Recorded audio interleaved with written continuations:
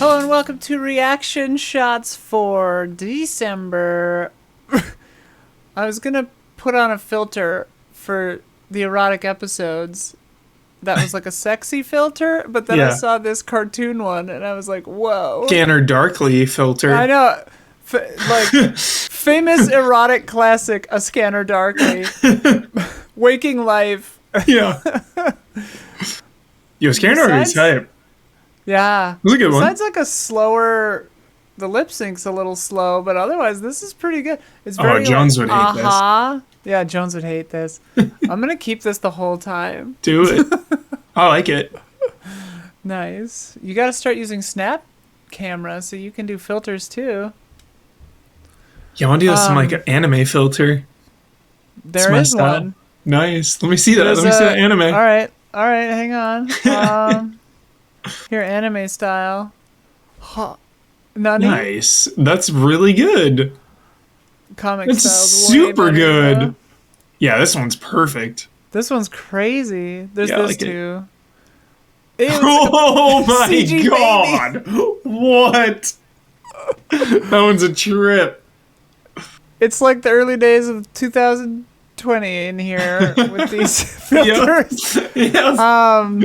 Hubie, you got boosted, so you weren't feeling too hot, so we're doing it remote this time. Yeah, I'm like still feeling it a little bit. I'm just like groggy, feeling just achy. Yeah, I got boosted on Friday. It didn't I'm really, on the up. I didn't react, but I'm really tired from jury duty. Yeah, stuff. I bet. That's a lot. Done now. Done. Nice. Now you can write a book about it. No thanks. Yeah, so this month we're talking erotic films. Erotica. Hubert, but before we get into that, what have you seen lately? What have I seen lately? Shit. I rewatched the Apes movies.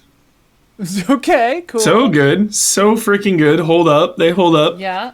She loves those. Oh my god, they're the best. They really are. The 2 and 3 are Matt Reeves, the guy who's doing the Batman. Yeah. So that coupled with me just wanting to rewatch them made me rewatch them, and they're just so good. Just love them. Love that. Yeah. What else have I been watching? Just watching Hawkeye. No spoilers. Yeah. I just caught up on Hawkeye. Nice. It's fun. I like it. Seen all 4 so far. Yeah. It's weird. I don't know. Like, I don't know why I'd heard bad things. You always hear bad things. It's the MCU. Yeah. It's always, everyone's always pissed. You hear both. Yeah. You hear both sides. Everyone's pissed or everyone's obsessed. Right. Or like both. They're that's the truth, is everyone's obsessed with being pissed. Really. Yeah, I'm into it though. I like it. I was just kind of like the grounded spy vibe. I just always love that. Like solving a mystery. It's cool. But this is doing it better, I think, than Falcon and the Winter Soldier did. Yeah, I think I like it more, for sure. For sure. This one has the family ties, like emotional grounding. Yeah. Falcon and Winter Soldier, they were just kind of dicking around doing whatever, and I was like, what are we doing here? I feel like for that one too, there's a lot more pressure. There's a lot of pressure dealing with, all those spoilers, and just, yeah. Well, this one's getting spoiled left and right. Like, actors that are in it are like tweet or posting stuff on Instagram themselves and stuff. And I'm just like, well, okay. Guess I know who's in it now. Yeah, because that's what I watched. I finished the spin-offs of Walking Dead. They ended their seasons. Oh my god. Had some crazy revelations, some absolutely game-changing. But then so in Fear the Walking Dead, one of my favorite characters ever, she disappeared in season 4. She was the main character. Right. Sure. Never saw a body. And if you don't see a body, right, you're not dead. Right. But like, just has been gone for years and years and years.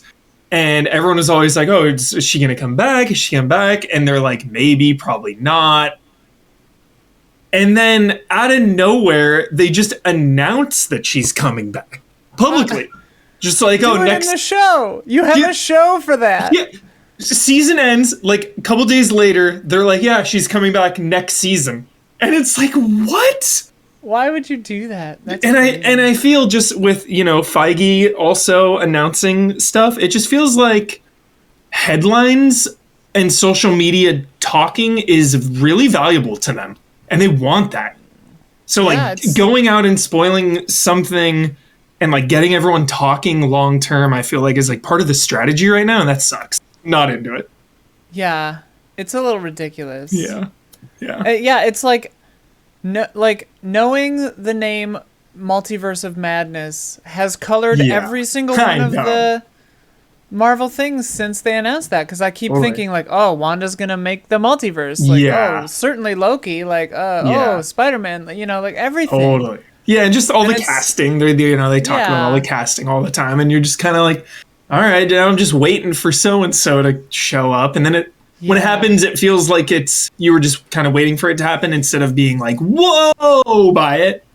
right. So it's just weird. Well, what's that guy's name? Jonathan Majors? Jonathan, the guy from Oh my god, yeah, like yeah, yeah, knowing yeah. that he was cast and who he was cast as. Yeah. I was like, In Ant-Man, like, we already knew he showed up in Ant-Man. It's like, what years the down hell? the road, and I'm like, okay, well, why would you say that? Like, Yeah. we know too much. Yeah, we know too now. much. We know too much. But I was just thinking because it happened in the same day. It was the Feige Right. revealed that, and then Walking Dead revealed that on the exact same day, and I was like, those are two huge, huge things of like people returning, and it's like, I guess you just want the social media buzz. So They love it. They Yeah. love that buzz. love that buzz. Oh well. Yeah, I don't know. If you say what you've been watching, maybe it'll spark something. I've watched a lot. I just can't really remember.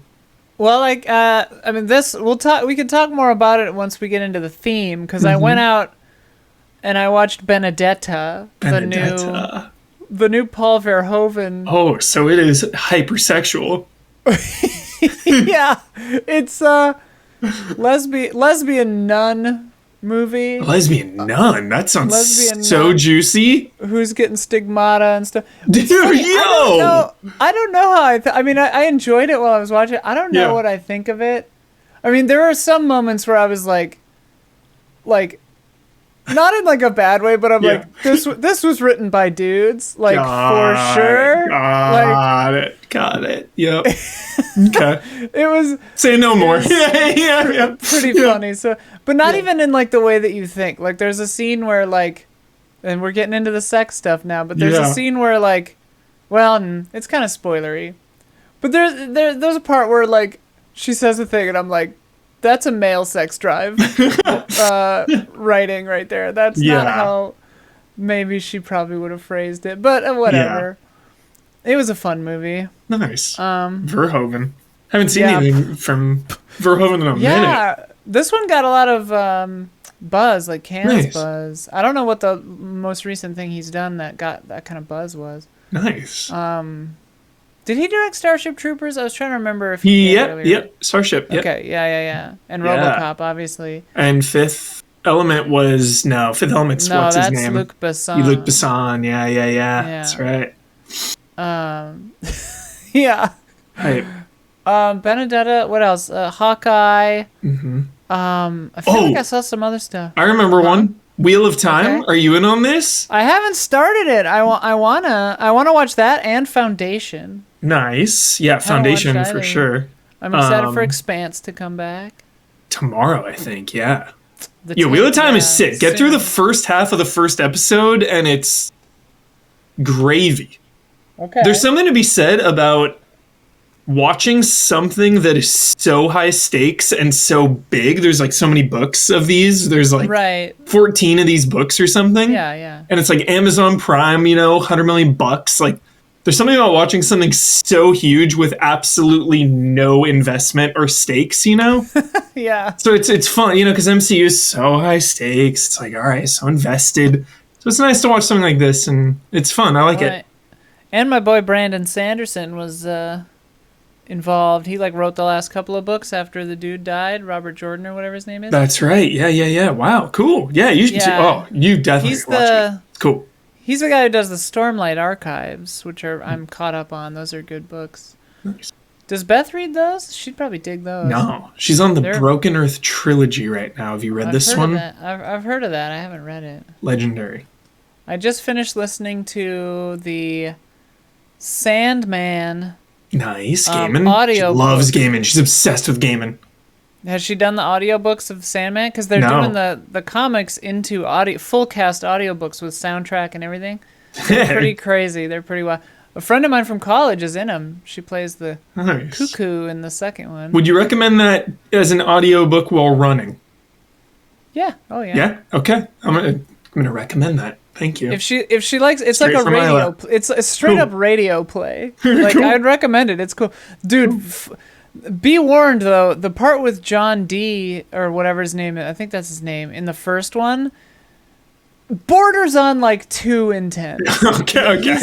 He's got like, for various reasons, he's come into a powerful item that he should not have, and he's like a psycho killer. Okay. And he like forces a bunch of people in a cafe to do just terrible things to each other, and like hearing it is just so intense. Yeah, people like screaming and like uncomfortable, like whimpering. It was a lot, but once you get past that, it's all pretty sweet. And my favorite book in Sandman was always book 4, Season of Mists. Nice. And that's in Act 2, and it was cool. Sorry. And they're making a TV show of it, and Charles Dance is in it. Charles Dance, yeah. Lannister. Yeah. Tywin Lannister. Yeah, Tywin Lannister. And he plays a character that's like not a huge role, but... the doctor from Alien 3. Yes, dude. Charles Dance. So good in that. The people they have cast in the show for Death and everybody seem pretty cool too. Sick. And Dream. Dope. Oh my god. I was just on jury duty, so I don't know what else I've been watching. Damn, I've just been so busy. I went and saw something else in the theater. French Dispatch. I loved it. Nice. I went and saw French Dispatch, and I was... That's an erotic film. Lee Seydoux was like nude in it. Dang. And she's, like one of my faves. Nice. She's just beautiful, and she's such a good actor. Yes, jolly. Love her. But I've never seen Blue is the Warmest Color, though, because I heard that they weren't comfortable on set, and I don't like that. Yeah, I don't like that. And knowing that would make me uncomfortable as a viewer. Right. I haven't been able to watch it, because I've heard that, and, I mean, I don't know. Who knows? That's intense. The full story, but... Saw Dune in the IMAX. 10 out of 10. Love Dune. My ranking of the years, Isla, I think I've told you, is Dune, Pig. Pig is phenomenal. Yeah, next month, Hubie, we're gonna have to do our wrap up. Heck yeah. Year in review. Mm-hmm. Fear Street's on there for sure. Fear Street was great. Yeah. So great. Highlight of the year. I haven't seen Ghostbusters Afterlife yet. No. What about Resident Evil Welcome to Raccoon City? I wanna. I haven't seen it yet. I had a good time. Brad and I saw it together. It was a good time. Fun. I haven't seen it. I want to, though. Nice. I think that's at the Alamo. I'm strictly going to the Alamo because they have really good ventilation and everywhere in LA has to require, you have to show proof of vaccination, but I need to ask you, if I sit in the front row at the Alamo, is that too close? Yeah, that's insane. That's too close anywhere. What are you talking? I sit in the back row. I don't know. It's a small theater. I don't know. They're small. Sometimes it feels like you're watching a big screen TV because the screen is so small. The last 2 times I've gone since pandemic. Very back row. Back row left, yeah. And back row left. It's perfect. Okay. I mean, obviously, ideally one would sit center. Yeah. But if someone is in the seat directly next to me, how close are they to me? Do we share an armrest? You do not share an armrest. I think you're 8 to 10 inches apart. They're recliners. They're full recliners, and they're. Will I be able to hear them breathing? I don't know. There was a dude. There was an empty chair between me and a guy, and I forgot he was there. Okay. Nice. At Benedetta. Because I'm trying to plan my Spider-Man attack. It's going to be a circus. We have tickets. We've got tickets for the Alamo. Every show sold out for the next 2 weeks. Let's go. It's going to be nuts. Even at Alamo, when we got it, there was nobody else. Well, that's what I was asking about the front row, because the front row is wide open. Oh yeah. Alamo's good. I mean, there are only 5 rows. Yeah, it's tiny. In some of the theaters, sure. so it's like. I was debating whether to do that or the IMAX, because the IMAX is so big sometimes that you're like away from people, you know? Yeah. Like if it's not fully sold out, it's like so massive. It's like, I don't even know anyone is near me because the screen is so big. Overwhelming. I don't know.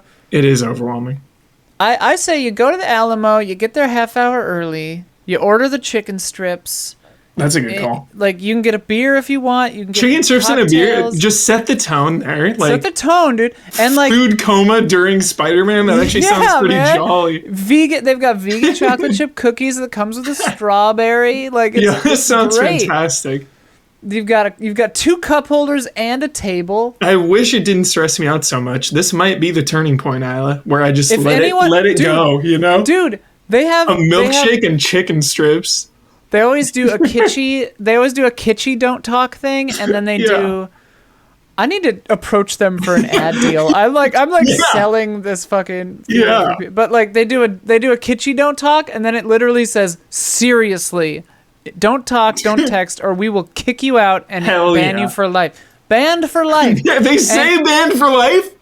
I think so. The words "banned for life" you will be expelled. Said?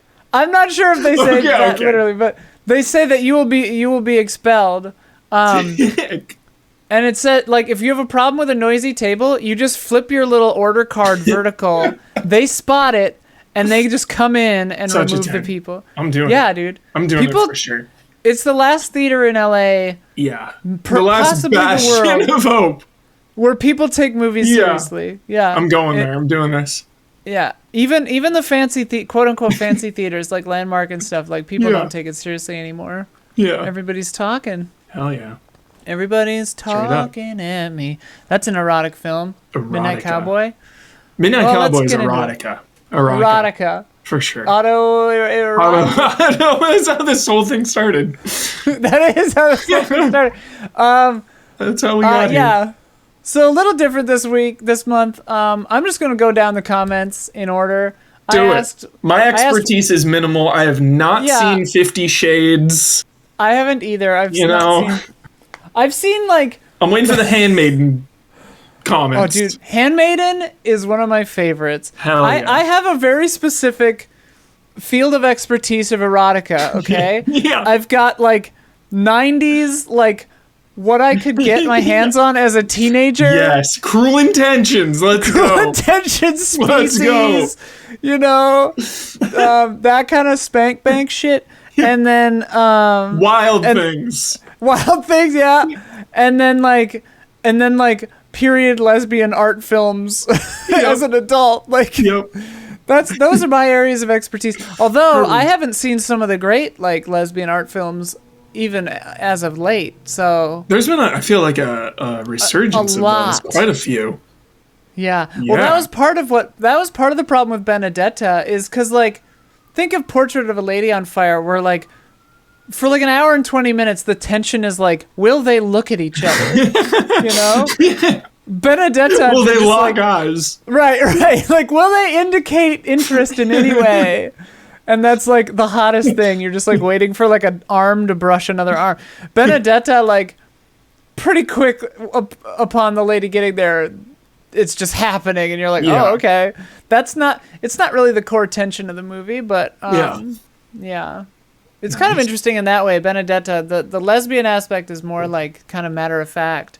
I need to see the poster. I'm assuming it's one person like pretty close, sideways, looking like down. That's my guess. Michael Huber. Looking up. Damn. Well, wait. There are two posters. Head on, yeah. There are 2 posters, Huber. Damn. There are 2 posters. 2? Okay, I'm looking at the one where it's this. Okay, there's that one, and I'm gonna block part of it with my finger so we don't get. I have to turn off the. Dude, Charlotte Rampling, shout out. Huber, look. This is the other poster. Let it focus. Okay, it's too blown out. Oh. But that's an actual. There's a nude breast Whoa. on that poster. Dang. Yeah. Sure, So the poster that they have on an display erotica poster. the poster at the Alamo is just her face with a cross with quotes on it. Yeah.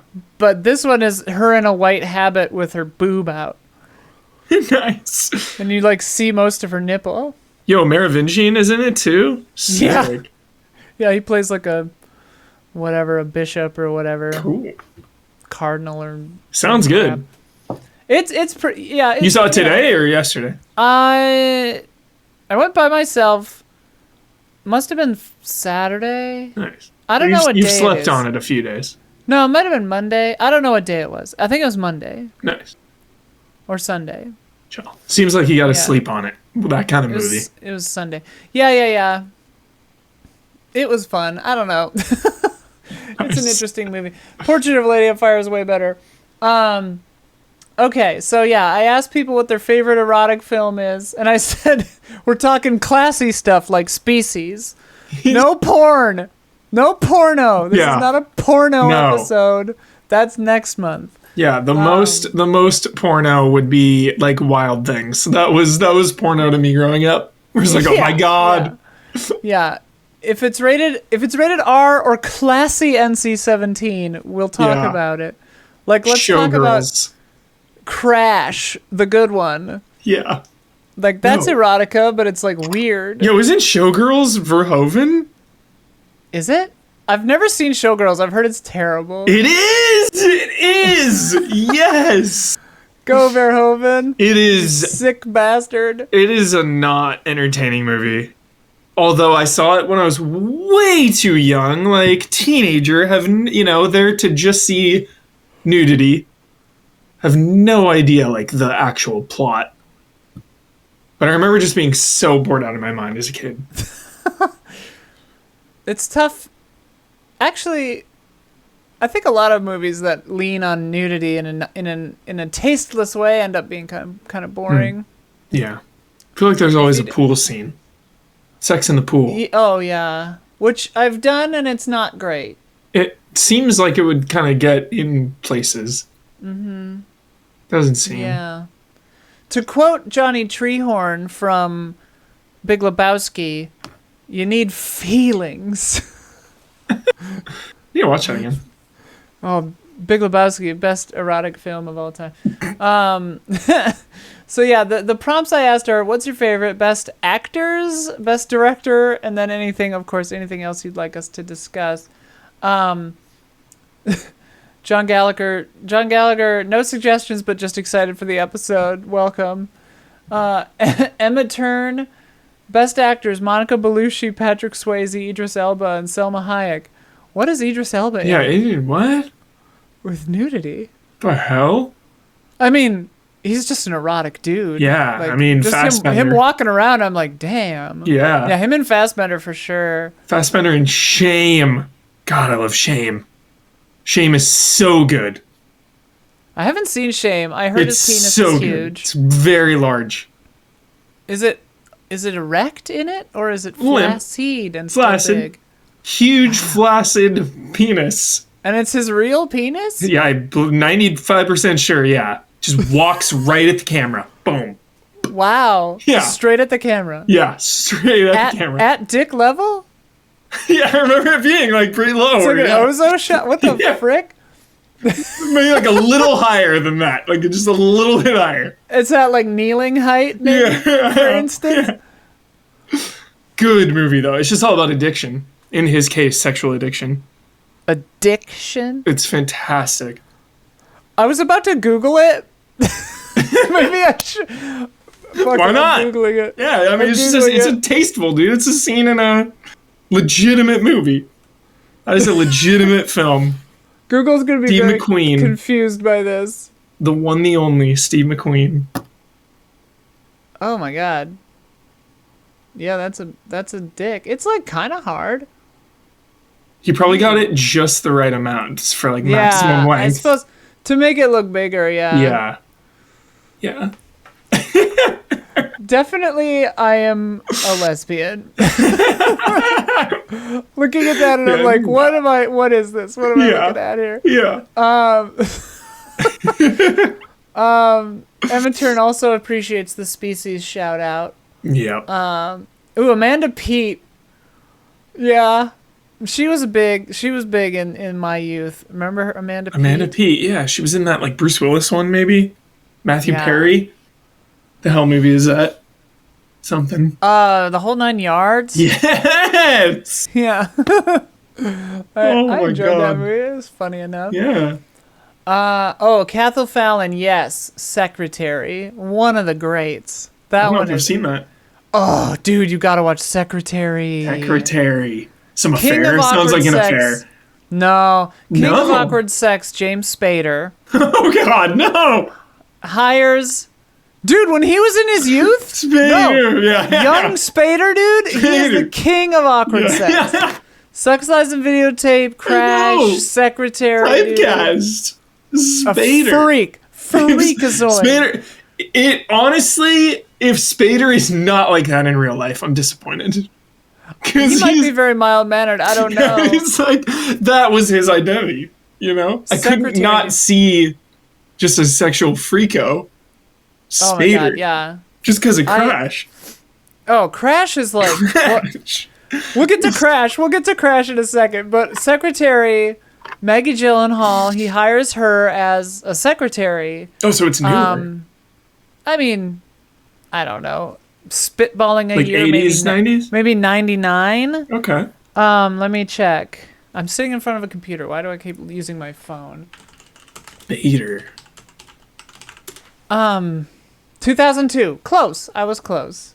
I'll give myself partial credit for that.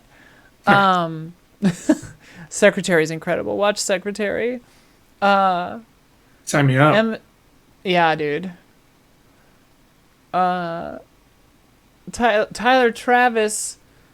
I'm so happy that you're actually going through with this. I'm very curious to see the choices. My favorite as of late is Body Double. It hits that cheesy versus serious note just right, which De Palma usually has trouble figuring out. That Frankie Goes to Hollywood scene is also a stone cold classic. I don't think I've seen Body Double. No, I've seen Body Heat. Yeah. Did I ever tell you that story? No. It's one of my favorite stories. You ready? It's a good one. Go for it. It's a good story. We were driving to Body Double. Yeah. Colorado to pick up my brother from college. Uh-huh. So we were driving because we needed the car. So it was my parents in front, me and my grandma in the back, and we like rented this big van, and there was a TV.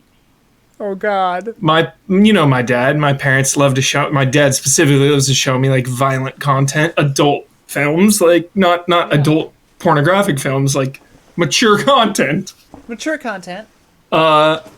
And I don't even know how it came up, but for whatever reason, he wanted me to watch Body Heat, which is like hypersexual, like 70s, like William Hurt movie. Yeah. They have sex like so many times in this It's movie. like Last Tango in Paris, where they maybe actually had sex. Yeah.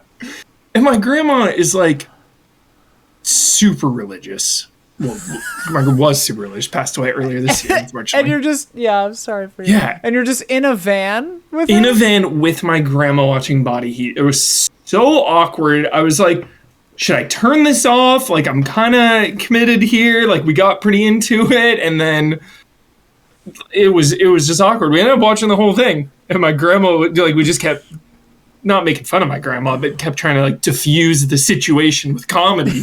You know, I just kept saying things like, "Yo, it's an iconic film, and it's an important piece of history." It's like Body Heat. It's such a random movie.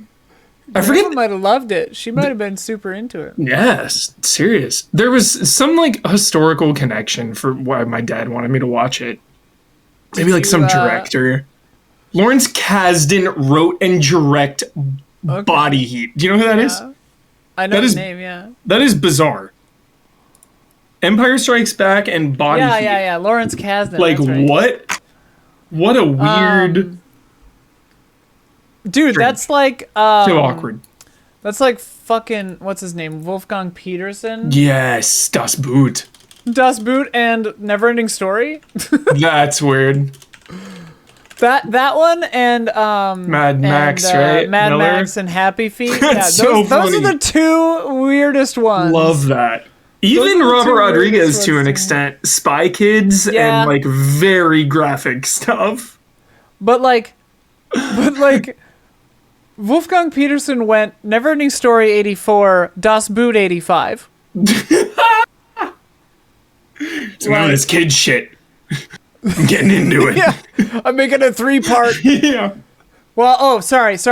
The movie of Das Boot was 81. Neverending God. Story was 84. And then Okay. he made a TV miniseries of Das Boot again. He needed in the 85. bridge. He needed the bridge. He needed to calm down. Yeah. What did you not say in your 3-hour movie of Das Boot that you needed to make a longer version Wow. of Das Boot? Have you seen that version? I've seen the real movie. I haven't seen the TV movie. The TV version, I wonder. Das Boot's good. How long's the TV one? It's 3 parts. I don't know. I'm trying to find out how long the movie is. Dude, Where like do a you put running 6-hour time? Das Yeah. Boot cut? Because I know they just have a new Das Boot Oh my god, really? recently. Yeah, like a brand new one. I'm not even joking you. That's crazy. 2018, Isla. Why? 26 episodes, 3 seasons. Wait, it's a show? It's a show, and the 3rd season is coming next year. Dude, Das get this. Boot. Das Get- Boot. Get this. Das Boot, famously lengthy film, Yeah. only 2.5 hours. Like, Really? every movie is Das Boot now. Yeah, what? I thought I it was like remember as 3 and a a kid, half. Das Boot, I mean, it says 2.5 right here, unless there's like another version. Let me see. Strange. Okay, the TV miniseries is 5. I want to watch that one. 5 hours. Yeah, Let's watch go. that one? I don't know, dude. I don't know which one of these I watched. Das Boot. No, I watched the movie for sure. What the hell's Wolfgang. going on here? I remember it being longer than that. Same. Maybe there's a director's cut or something. There's gotta be. Yeah. 100%. Anyway, we're talking erotica, not Das like- Boot is Not Das submarine erotica. submerotica. Sub- Submerotica. What the hell were we talking about? Oh yeah, you were in the van with your grandma watching Yeah. Heat. I like So the Palma body Yo, double is what that right guy here, brought up. right Huh? here, 209-minute director's cut. So that's 3 Okay. hours and Yeah, okay. 3.5. So I watched that one. for Yeah, sure. yeah. Yeah. Thank you for finding that. I was like, 2.5 is not long enough. That's easy breezy. Beautiful Yeah. cover girl. The 1984 television broadcast is like 240 minutes.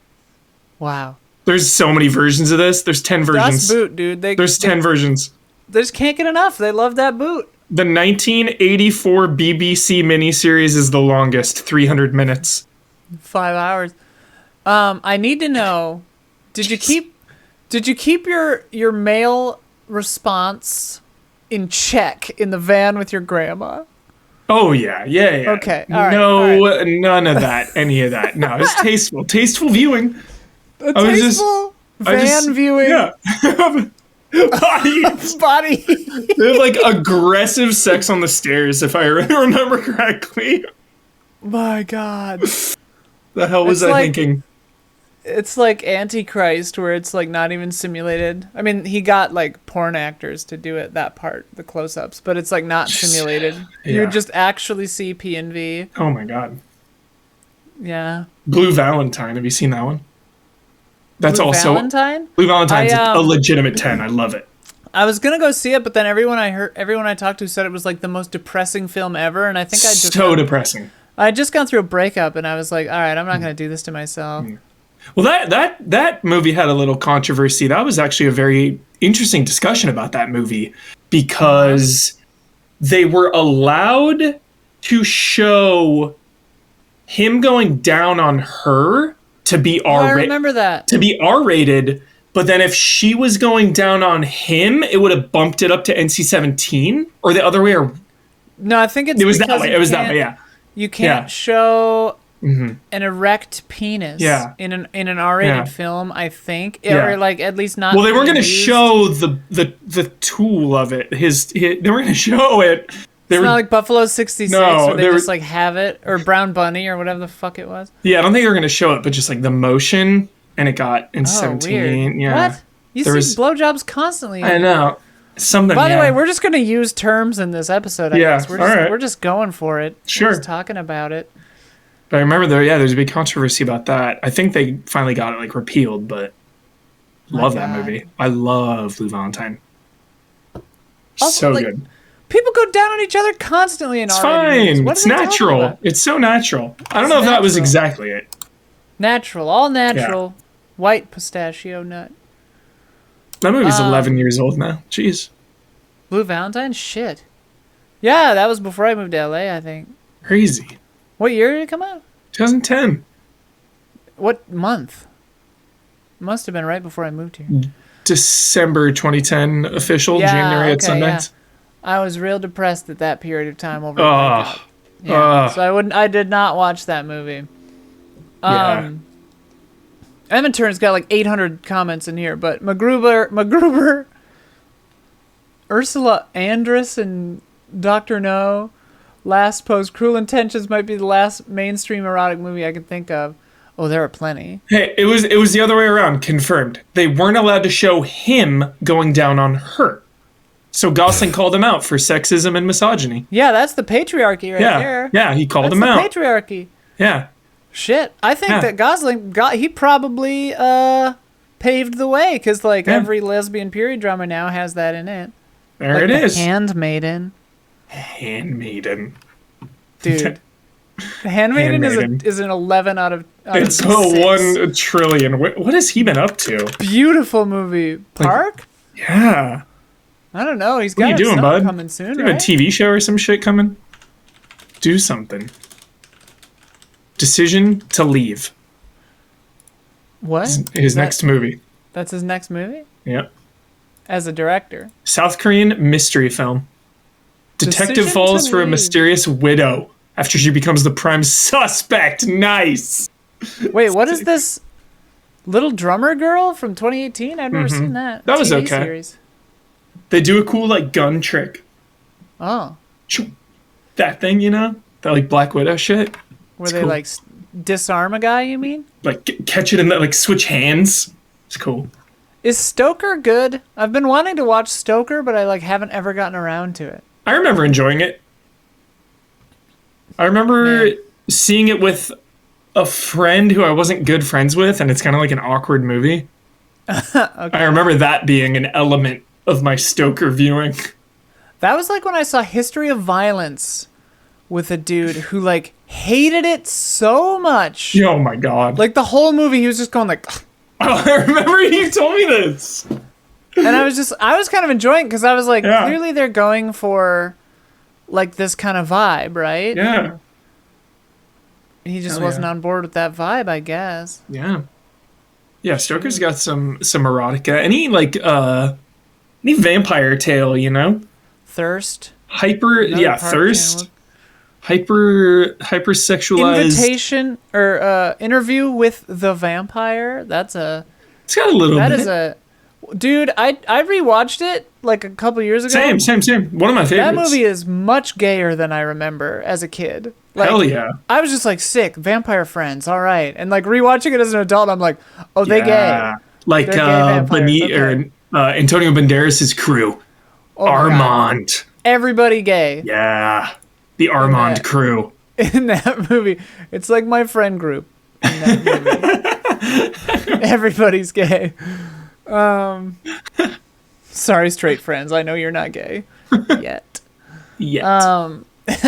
None of them listen to this podcast, I'm sure. Carlos Delgado wants to know if all Ryan Gosling movies count as erotic. All of them except for The Notebook. I think he's so good looking. Yeah, oh yeah. Like, he's And distracting. He distracts he's got me. a great funny little band. Yep. Check out Dead Man's Bones. It's good Dead stuff. Man's Bones. I need to rewatch Blade Runner 2049. Man, I have IMDb'd him, and young Hercules. They have his picture of in young Hercules. Dang, that's a beautiful young man right there. And he He's so still good looks looking. good. He's so good looking. I can't even handle how good looking Ryan Gosling is. Truthfully, I hated La La Land though. I didn't like it. hated La La Land. Yeah, La La Land sucks ass. I feel He's playing Ken in a Barbie movie. I feel like I can't be wrong if you and Beth and I all agree on something. Yeah. It's like, oh, we see eye to eye. Yep, it's a bad movie. Confirmed. That's a fact. I want to have a special where your wife and I talk about Annihilation. Annihilation. Yeah. It's so much cooler in the book. Whatever. She loved the books. She loved them. Yeah, I've read those books like 3 times. The movie so disappointed her so much. Oh my Rarely God. have I seen her that disappointed. It didn't feel good. Yeah, and it's fine on its own. I don't know, whatever. Yeah. We talk about this all the time in this show. Yep. But yeah, probably I guess, except for The Notebook. Mm-hmm. Except for The Notebook. Love The Notebook. Does The Notebook hold up still? Is that I've never seen it. I've Really? never seen it. I get the idea. devastating film? Yeah. Yeah. I like it. I want to be devastated. Devastate me. Please. The problem is I don't. And like if I know something or if I suspect something is like a downer. Yeah, devastation. Oftentimes I'll avoid. Yeah. So like Moonlight was the perfect example where like Classic. I love that movie now, but I had avoided it because I assumed it would be devastating. Mm-hmm. Spoiler alert, it's not. You gotta have both. You gotta have some devastation and then some Right. but like goodness. Hollywood Happiness. Hollywood is a history. There's like a trope called bury your gays. And so like I thought, Yeah. of course this guy's gonna die or something, you know? Yeah, yep. And like it's been more recent that hasn't been the case. And I Hell think yeah. that that's really nice. And then we can have our beautiful lesbian period dramas where furtive eye contact is maintained for more than 12 seconds. And it's Hypersexual eye contact. hypersexual eye contact, and it's like the sexiest thing you've ever seen. Katie Garza also very hyped for this episode. Thank you, Katie. Oh, the hell very we're talking about. Very curious what happened here with Nat Pool Pew Pew. It just says deleted. It says load reply. I click on it. I can't load it. And Whoa. then they have a safety post so Patreon doesn't eat their comment. Too explicit. I'm sorry, they must have Yeah. eaten it. Yeah. That's Patreon, I think, eating these on purpose because Yeah. they're like trying to protect us from I don't know what. Some explicit shit. Lauren Yen says that we have to do a specific porn episode because I specified that this can't be pure porn. No porn. Yeah. It's gotta be cinematic. It's gotta be a story. Yeah. So find some good stuff on Pornhub with a story. Oh my and god. We'll talk. You know what I mean. There's that movie that is like super memed. That's like I guess a gay porno that has the guy being like, I should have left you on the street where I found you, and then the other guy's like, but you didn't. And the acting is just so bad that it's become a meme. Jesus. Yeah, Sophia and I may have watched part of the actual thing just to see it in context. That's good. Okay, We context lost is key. interest Context fairly is key. fast. Yeah. We lost interest though. Parakancor. Paul Verhoeven is my guy. In grade 4, it became known that one of my classmates owned a VHS copy of Basic Instinct. There are so many moments in our youth that was like that, where like a rumor Yep. sweeps the school that one of your friends like Yes. stole the copy of Wild Things or whatever from their mom or whatever. Yep. Or their dad, I imagine. Most of the boys in the class would end up seeing it, even though the owner never let anyone actually borrow it. Instead, he would go visit the house of anyone that wanted to watch, bring the VHS with them, have a screening, put the tape back, but take the tape back home with him. It was a one-man, one movie, one household at a time streaming service. Soon after, I heard Paul Verhoeven made another film, Showgirls, but the NC-17 rating was too big of a hurdle for our friends to overcome.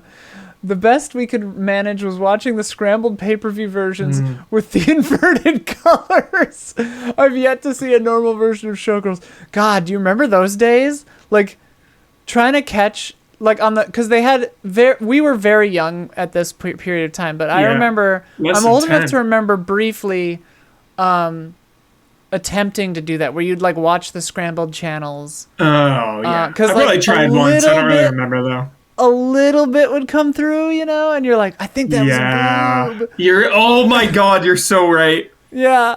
I remember, like, then your friend's like, that wasn't a boob. Or, like, changing the channel up and down really fast sometimes would, like, make something. Oh, would my make God. It work. Yeah.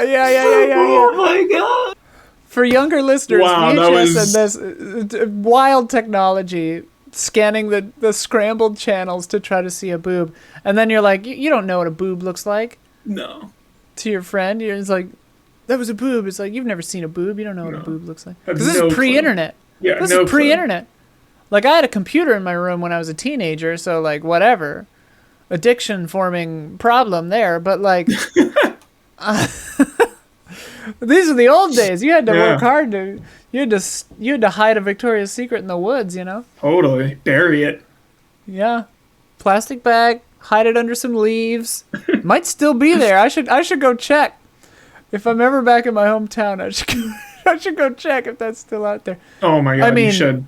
You're going to find bones. Human remains. Oh my God, that sounds like the plot of an 80s movie. Like, it does. You bury a porno magazine, but then it sprouts into one of the women and she comes to life. Yes. Oh my God, weird science or something. Was this episode a mistake? Yo, Sense8. Oh, Sense8, dude. Erotica. Erotic.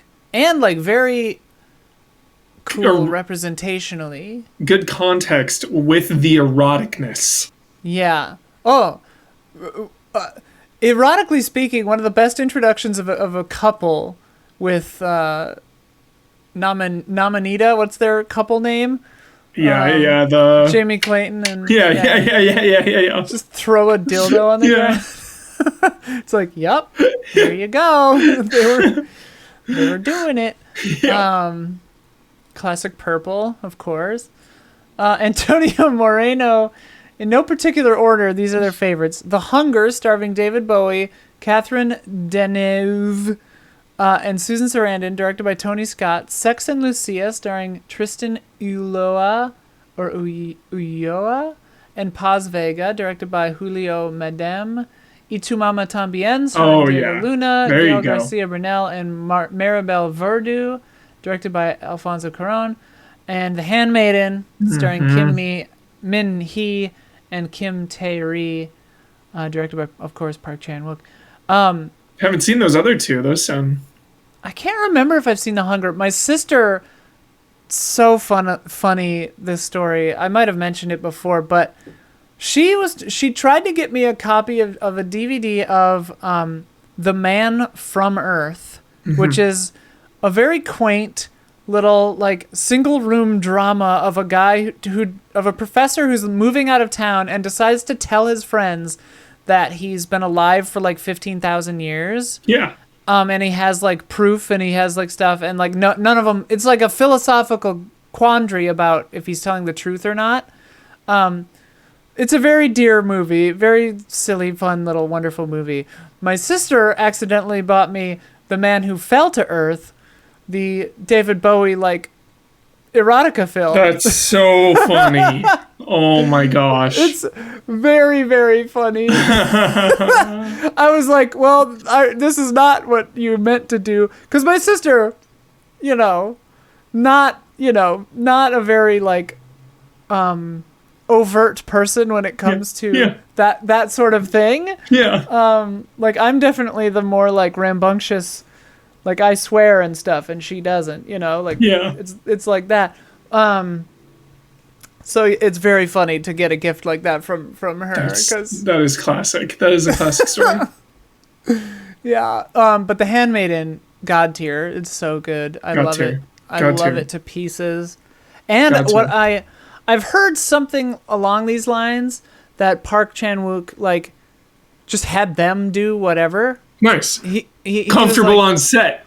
for the sex scenes, he was just like, you guys do whatever you're comfortable with, you know. And like, there's some sex in that. Yeah. Like, there's some stuff in that. I feel like one of the scenes was really long. Maybe it just felt long. I feel like Not there's a long enough. really long one. Yeah. It's a long movie, but Yeah. I mean, the sex scenes are pretty protracted. I remember they've got like Benoit beads or something at one point, like that they had, and they're both using them, and or whatever beads. I don't know.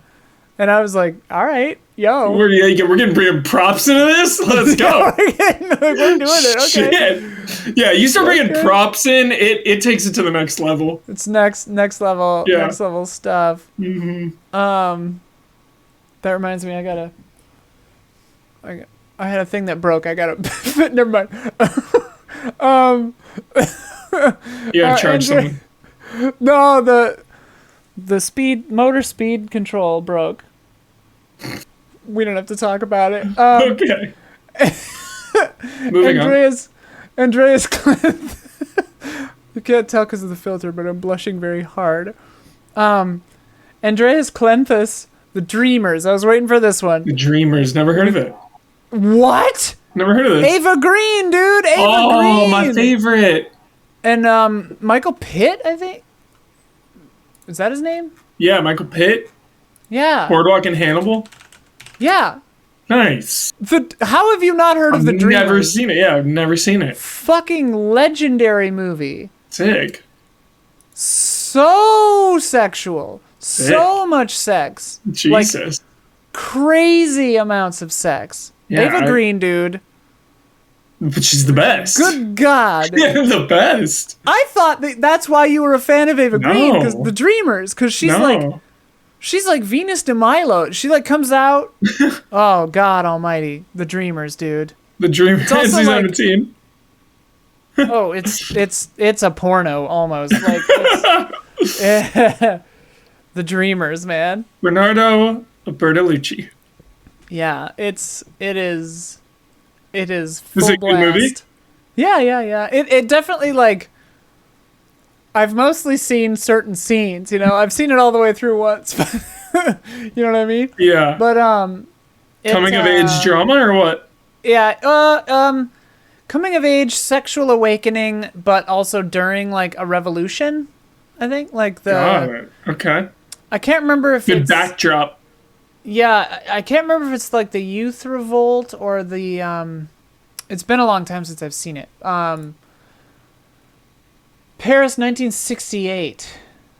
Heck. Yeah, so the student riots. Yeah. So it's the 68 student riots. That's what I thought. Yeah, so it's that. So it's the student riots. Oh man. And 3 people hiding in an apartment learning each other's bodies, and one of them's a brother and sister, and it's kind of weird. Got it. It's kind of like Itumama Tambien a little bit, kind of, it seems like. Yeah. Shades of that. Itumama Tambien is such a weird movie because I've only seen it once, and I didn't like it because I thought that the like voiceover was just too twee, too kitschy. Yeah, I don't like it was voiceover. like it would like spin out and tell us like the life story of some dude in a boat, and I'm like, you're just doing this to be cute. Like, what are you doing? What does this have to do with anything? Fuck off. Yeah. But Totally. I was also being poisoned by certain hormones at the time, so maybe I was just like, get back to the sex. I don't know. Could be. Maybe watching it again. You know, some boat person. You didn't sign up for that. I don't care about this guy in a boat. Yeah. You're here for one reason. I'm here to see the Itumama. I'm here for the mama, not the boat. It is. Dude, like, what is going through your head when a sex scene goes down in a packed movie theater? What are you thinking? Me? Yeah, you. Because I feel like that's like it takes me out of it sometimes, and I become very like aware. Well, it's interesting because my relationship to a sexual gaze has actually changed quite a lot as I've transitioned and like taken ownership of my femininity, because I always felt assaulted, by my own sexual interest in a woman, right? So like I could feel my own male gaze, and it felt like wrong, abusive, like, and I wasn't doing anything obviously, but it felt like predatory. To me, like internally I felt like wrong about it, because there was like a certain like, and it was just chemical, it was like fueled by, there was like an intensity to the interest that what didn't mesh with my experience of sexuality. And like now that I've transitioned, it's just so much better. Like I can actually just like, I can just enjoy things for what they are now, and I can like watch, like I watched Benedetta alone. Like I went to the theater alone, wearing a dress, boots, and a leather jacket. Like no question, like, okay, who's this lady? Like obviously she's just here to see a lesbian period drama by herself, and eat some chicken strips. And like, oh yeah, I can do that now without feeling like a pervert, because it like feels like my experience of my gaze is more in line with, like, I don't know, it meshes, Yeah. So it's a complicated question to circle back around. Thank you for sharing that. That's profound. That's deep. That's awesome. It's very interesting. Like, and it's something that growing up, like, that's the interesting relationship to this kind of media. And this is kind of the thing that made me interested in doing this episode, is like, now I can watch this stuff and appreciate it for other reasons. And like, and obviously I'm speaking from my own experience. I'm not saying that like everyone who has testosterone is like this. Obviously that's not what I'm saying. This was my experience of it, where like that kind of intensity overshadowed other elements a little bit more than I was comfortable with, for me personally. So now it's very interesting to go to this stuff or see things like this. And like, obviously I'm still very attracted to women and stuff, and I like that kind of stuff, but like, it's just very different now. Like, the stuff that I like I was gaga for Portrait of a Lady on Fire, and like, there's nudity in it, there's some like good, like realistic sex in it, but like, it's more the other stuff, like the tension of them like looking at each other and stuff that really made it stick with me, like the emotional. That's for me, is I need the emotional context there. I can't feel forced or awkward or weird at all, or I'm like just like, if it's two people that like each other and are having fun, that's like when I like it, when it's fine. And I think that's a more universal answer for your question, Hubert. And I think you're totally right. Like if you're in a packed movie theater, or like watching it with your girlfriend's parents or something. Saw Shame at Home. Right. But like, if it's justified, right? Like, it can be sexual, but if it's like artistic and justified, like Handmaiden I saw in a theater before I transitioned, and it was fine, because it was like, we're all here for the art, vibing on the art in the same way, right? Like, whereas if it's like cheesy, just like exploitative, that has its place. There's fun in that. But it can definitely feel more awkward, I think, if it's got no feelings. I feel like, maybe I'm misremembering, maybe I'm just imagining this. I feel like action movies when we grew up had to have some like obligation sex scene. Oh, for sure. Like it would just go down and like move on. And I feel like that doesn't happen as much with like big blockbusters. Yeah, I feel like there was definitely a period of time with certain movies, like where it was like 90s action. Right, nudity was like a must. Like you had to have boobs in there. Yeah. Even if it didn't like make sense. Like the characters had to like run through a ladies' room and they had their shirts off for some reason. It's just like which I mean does happen pretty much all the time. Like we're just popping our shirts off left and right in there, but like but yeah, I think you're totally right. I mean, it's a funny thing, because it's like, you can just see it right away. Like, I don't know. Wait, Wicker Man? What? Wicker Man. Johnny Can't Dance, The Wicker Man, and special shout out to Magnet, who did the soundtrack. Some of the best erotic songs ever. Are you talking old Wicker Man? Because that movie rules, but I don't... Oh, yeah, there is nudity in that! It's like Midsummer Sound? Right. It's like What? topless dancing or some shit. I Well, forget. no, I totally forgot. The like next door, the daughter of the like inn owner Yeah. tries to seduce him. And it's funny because like it's unclear, like she's probably testing him to make sure that he's like a virgin, because they need to sacrifice a, spoilers for The Wicker Man, Yeah. they need to sack a virgin, but so she's probably testing him. But another way to read it is maybe she's trying to save him, because if he went for it, That's fun. and, That's a good read. and like had sex with her, Yeah. they wouldn't be able to, it would have saved him. That's So fun.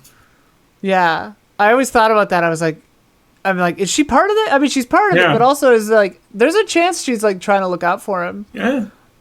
in a really hot way, in a weird way. And that movie is weird. I love it. OG Wicker Man is so good.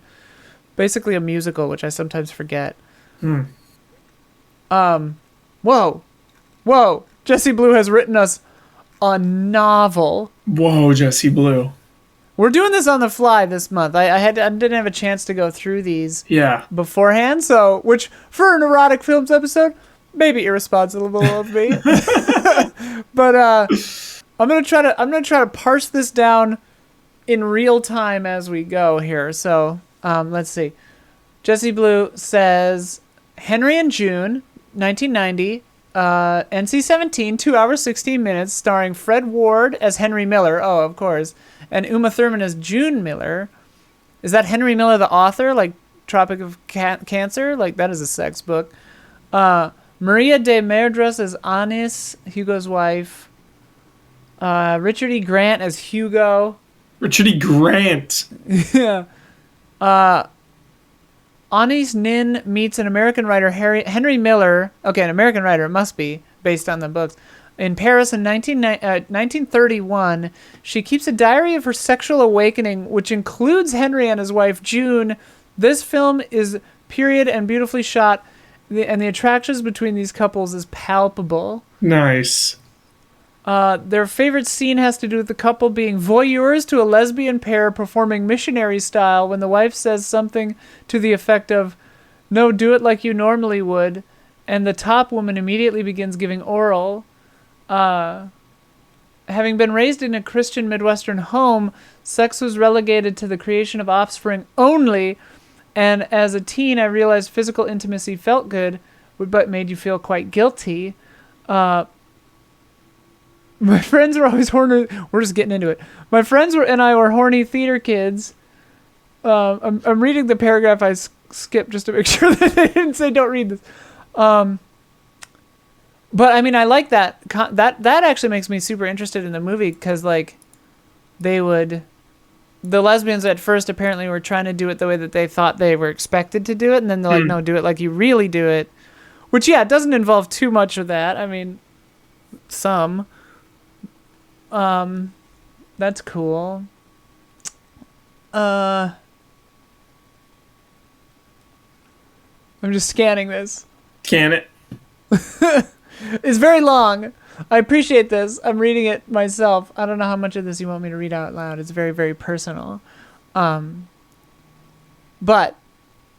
thank you for sharing. I appreciate it. Okay, and this part is for patrons and not for... Okay.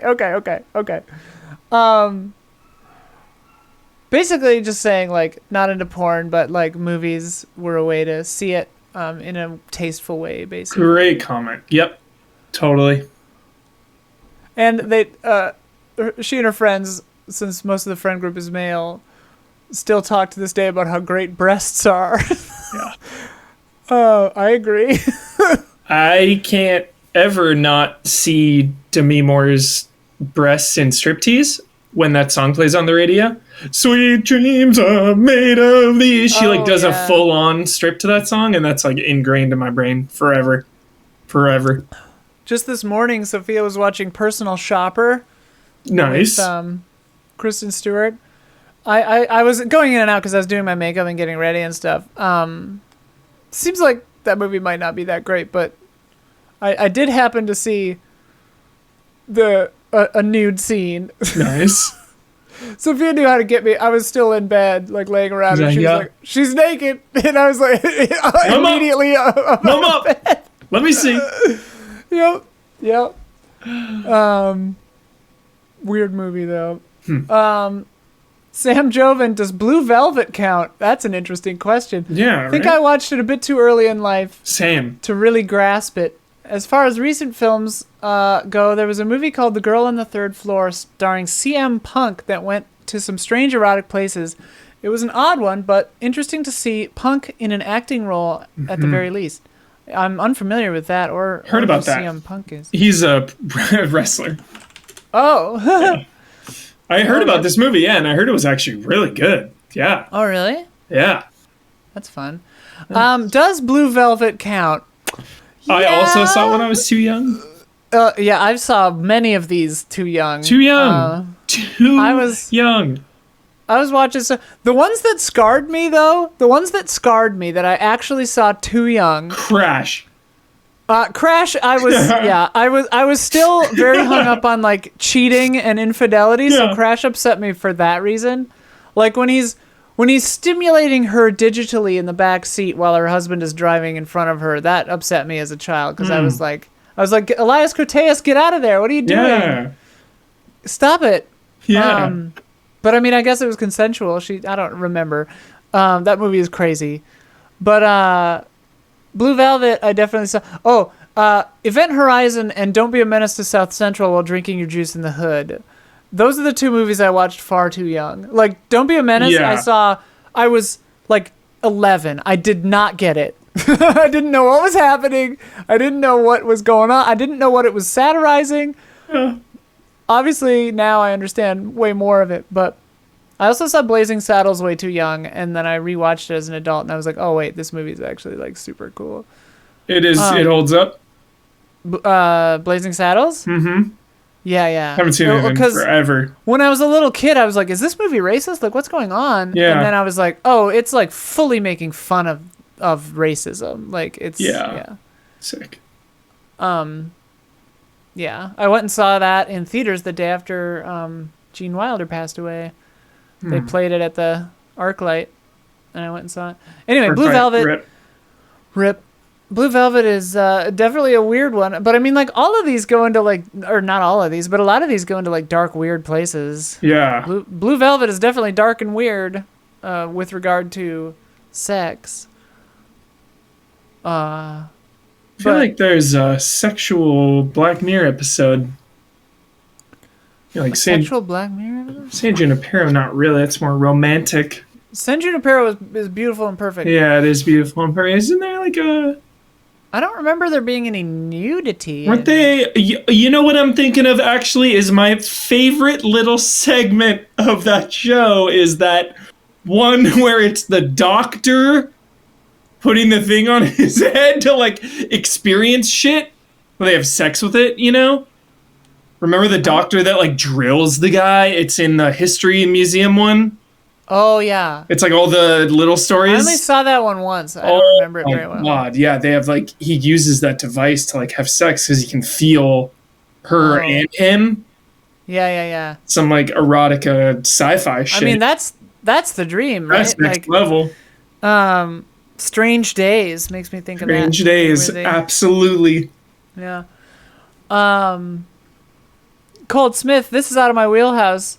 But I wanted to comment because this is the best podcast on the web, and I always comment. Thanks, Colt. I always like your comments. The only thing I can say is The Handmaiden is fucking incredible. Yeah. Crash is something, that's for sure. And Cruel Intentions kind of holds up in a weird time capsule kind of way. Sick. I mean, it sure isn't high art, but it feels like old times and has vibes. I remember in the scene toward the end when he walks around the corner... What's that actor's name? Philippe. Oh my god. Yeah, Ryan Felipe. Yeah. When he walks around the corner, his jacket blows out and it was like red on the inside or something. And I remember thinking that was so cool. So cool. I was like, that is a cool jacket. So cool. Everyone is so cool in that movie, dude. Yeah, it's a cool movie. Oh my god. I remember when she says somebody wants to kiss you down there. And as a kid, I was like, oh, I was like, that might have been the first time I like even like heard of that. I was like, you can do that? Like what? Why would, oh. Yo, I'm watching Cool Intentions tonight. I thought you meant right now because you were like quiet for a second. You're like, I'm watching Cruel Intentions now. Putting it on right now. Halo's out today. I might try to play a little of that. Who's got time for Halo? Cruel Intentions. Let's go. I'll see what Sophia wants to do. I'll ask her if she wants to slap on Cruel Intentions.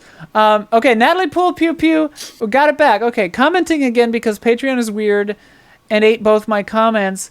What do you all think about unsimulated sex scenes in movies? Has it ever made sense in a movie, or is it just for shock value? Examples include Antichrist, Love, In the Realm of the Senses, The Brown Bunny, just to name a few. So yeah, Antichrist, they had porn actors do the unstimulated P and V intercourse. Seems Love really unnecessary. has all kinds of stuff. Yeah, it just seems like, unnecessary. The beginning of Love just starts with like 69 for like 10 straight minutes, and I was just like, what is this? Like, movies are pretend. I don't know why sometimes we need to do this for real.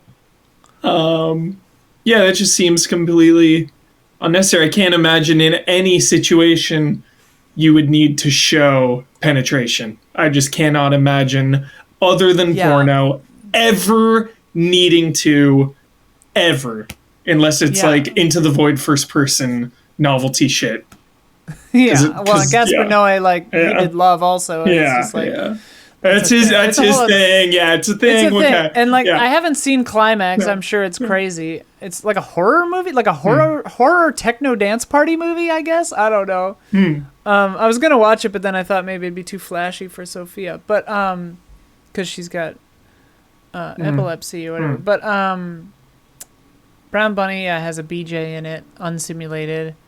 Which stuff like it's for me it's weird because it's like Handmaiden, I don't know how much they actually did or like faked or what. Yeah. Because I think if the rumor is true, he was just like, do whatever. Yeah. I'll leave it to you. Like I don't even know if he left the room or not, but I know some film sets will do that where like the male filmmaking members of the crew will like leave the room. Yeah. Like which I think is nice. That's how it should be, honestly. To me, it's all about consent, and it's all about comfort, and it's all about safety, and it's all about what everyone's okay with doing. And honestly, like if the actors are like actually together, or something like in real life, and they wanted to do something unsimulated, because like you hear stuff about like people masturbating to completion or like performing oral sex that's not simulated or something, and like. If everyone is on board with that, go for it. Totally, 100% fine. Like, do it. But where it gets murky is, obviously you have to do multiple takes sometimes. And that gets peer pressure. Peer pressure. And, like, that's the thing. Yeah, power dynamic. You can never be fully sure. Like, so unless it's, like, the actor's idea, I would personally, as a filmmaker, be like, look, I'm not gonna suggest this. No suggestion. I'm gonna let you. What do you suggest? Yeah, I'm gonna say you drive. I mean, like, one of my screenplays that I've written is a body swapping thing, and there's sex in it. Like, there's nudity. It's got quite a bit of that in it. Like, and I found myself thinking, like, how would I film this? Because like, the exploration of bodies is a big part of that part of the screenplay, but. So it's like I want to show it, but at the same time, like, it makes me kind of uncomfortable to like require that of anyone. Yeah. And like, if I got to make that movie, I would definitely be like, hey, like you've read the script, we can film this in any way that you want, and you're in charge. Like, obviously, like I'll still frame it up and direct you, but like, Yeah. I think that's the way you gotta do it. Reminds me of Perfect Blue. Oh my God, yeah. Uncomfortable. Like that movie is wild. Pressure. It's disturbing. I'm disturbed. Pre-COVID, they played it in theaters again, and I went and saw it. Shit. And I owned it. I own it on DVD, but Man, that movie is great and like so complicated and So so complicated. interesting Yeah. and so scary. So Terrifying movie. Oh, Oh my god. unsettling. Perfect Blue, dude. Yeah. It's so hardcore. All right, patron saint of reaction shots, Tokyo Slim. I have to keep this uncharacteristically short this month because of holiday retail schedules and prior commitments. So I don't know. What's your favorite? Secretary Crash, Sex Lies and Videotape, the erotic Spaderverse, if you will. For real, dude. Straight up, I love the Spaderverse. King of awkward sex. That's what I've been saying. Like literally, I've been saying that since I was a high schooler. Basic Instinct, classic. The Hunger, sexy vampires. The Cook, the Thief, his wife and her lover. The Handmaiden, Belle de Jour, The Lover, Lamont Dumble, Cruel Intentions, Bound. Though this may be a video store nostalgia pick, and Body Double. Cheers, everyone. I'm a bad lesbian. I haven't seen Bound. I'm a bad trans lesbian. I haven't seen Bound. I need to watch it. I intended to watch that one before this episode, but I just didn't have time with Jury. Dang. Yeah. I mean, it's legendary. Like, yeah. Amongst the lesbian meme creators that I subscribe to on Instagram, it's a legendary film. I just really like Wachowskis. That's why I watched it. I love the Wachowskis. So it's like, all right, watch their movie, filmography. It's on a while back. I don't really. It's one and done movies in my brain. It's hard to remember all the details. I remember though. Yeah, you're saying the girl from Face Off. I always remember her. Forget her name. In that? Yeah, the like badass one. What was her name? Like Gina something maybe. Oh, not Gina Carano. No. She's not in Face Off. In Face Off? Yeah, she's like Castor Troy's buddy friend or the bald guy's friend. Well, there's Joan Allen, Gina Gershon. Gina, yes. Yeah. Good in that. She's good and Bound. Love her. Gotta see Bound. What is life? Super Sushi. Gotta see Matrix. Yo, I'm stoked as hell for Matrix. Yo, we better get that Unreal demo preloaded. That shit's shadow dropping tomorrow. You think so? Oh yeah. What is it? It's like probably a playable tech demo type. Just a playable teaser. Yeah. It'll be weird. It'll be maybe gameplay, probably not. Yeah. Super Sushi, among my favorites, are definitely Species, Cruel Intentions, Wild Things, and Basic Instinct. If comedies count, I very much enjoy American Pie movies and Eurotrip growing up. Shout out to Showgirls for being very bizarre, but to me also very entertaining. There's also a series of Israeli movies called Is Am Steel. The first part is called Lemon Popsicle in the U.S. Very popular in Germany. Sounds sexual. Very curious. Lemon Popsicle. It's set in Tel Aviv in the 50s, and it follows three teenage boys and their sexcapades during their adolescence. I mention these movies mostly because they used to run during the holidays on TV. My parents probably shouldn't have let me watch TV unsupervised over Christmas as a child. It was quite entertaining. Oh boy. You know what movie is not erotic at all is Kids. Oh my god. Blech. What an upsetting movie, dude. I saw that as a teenager and I was just like, tastes like butterscotch. I don't remember that line. I just remember god. I remember when he's like, it's okay, it's me, and I'm like, this is so fucked up. Dude, it's just so fucked up. God, that movie is why would you remind me of Kids? I'm sorry. I thought of Kids. I haven't thought of Kids in like 5 or 10 years. I had to say it to get it out of my head. Ugh, would always pass it at Blockbuster. Kids would always see it. Would always the white cover with the colorized letting. Oh my god. Fucking upsetting movie, dude. Upsetting. Harmony Korine, why? What happened to you? Kids. Oh my god. Anyway, John Wojciechowski, do you have any favorite not at all sexy sex scenes? The kind that make you wonder what's going on here? Things like You Are My Rose from The Room or the dolphin pool scene from Showgirls. Do you have any good stories of awkwardly watching an erotic movie with the wrong group of people, either on purpose or by accident? Well, you had yours. My mom had an amazing talent for coming in the exact wrong time of every movie. Like, maybe she, like, waited outside by the door or something. Because, like... Just knew the she moment. She just knew. Like Donnie Brasco, right, is, like, 2 hours of people talking and then one shootout, and she walks in right in the shootout, you know? Of course. Just, like... And same with sex scenes and stuff. It was just like, oh my god, Mom. Favorite I mean, The Room is a great pick. That is just so awkward and terrible. Also brings back to the consent thing where it's like, it seems like that actress was not totally in for this. Neil Breen also has a lot of that. Favorite not at all sexy sex scene. The rave, speaking of the Matrix, the like rave party sex scene in Matrix 2 is kind of bizarre. Love that rave. Sweat dripping down bodies. Oh yeah. Mm-hmm. I mean, it's kind of hot. Mm-hmm. Machines. Hell yeah. Yo, Matrix, days away. Dude, jazzed about it. No way. Jack me in. Jack me right Jack in, me into an IMAX. I am unprecedentedly hyped for the Matrix Resurrection. Please be good. Just be good. That's it.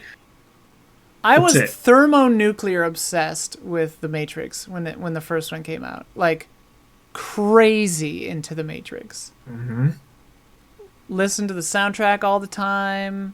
Watch the movie over and over. How many? 29 on the DVD or whatever. Like the mall. Or the building lobby scene. Oh my god, the lobby scene on repeat. How many sex scenes will the new one have? Oh, 2? 2 sex scenes. Yeah. Alright, I'll go over. Okay.